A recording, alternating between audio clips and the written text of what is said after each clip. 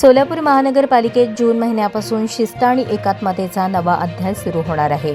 महापालिका प्रशासनातील सुमारे 4300 अधिकारी व कर्मचारी आता एकसमान गणवेशात दिसणार असून महापौर विनायक कोंड्याल यांनी याबाबतची माहिती दिली. याशिवाय महापालिकेत एकेकाळी वाजणारा सूचना भोंगाही पुन्हा सुरू करण्याचा निर्णय घेण्यात आला आहे.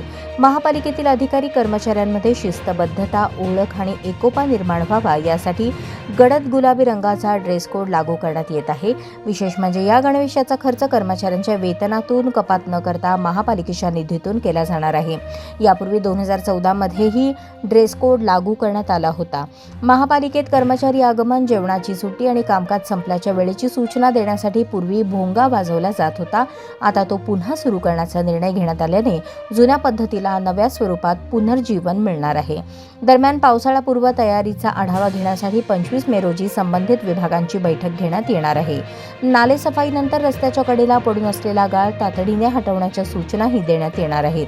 पावसाळ्यात नागरिकांना कोणताही त्रास होऊ नये यासाठी प्रशासन प्राधान्याने काम करणार असल्याचे महापौर कोंड्याल यांनी सांगितले. सोलापूर महानगरपालिका ही सोलापूर शहराच्या नागरी प्रशासनाची प्रमुख स्थानिक स्वराज्य संस्था आहे. शहरातील पाणीपुरवठा, रस्ते, स्वच्छता, आरोग्य सेवा, कर वसुली, सार्वजनिक सुविधा, शिक्षण, अग्निशमन सेवा आणि शहरी विकासाची जबाबदारी महापालिकेकडे असते. सोलापूर महानगरपालिका ही महाराष्ट्रातील जुन्या महानगरपालिकांपैकी एक मानली जाते. सोलापूर महानगरपालिकेची स्थापना 1860 मध्ये झाली आणि शहराची लोकसंख्या वाढल्यानंतर महानगरपालिकेचा तिला दर्जा देण्यात आला तो 1963 मध्ये.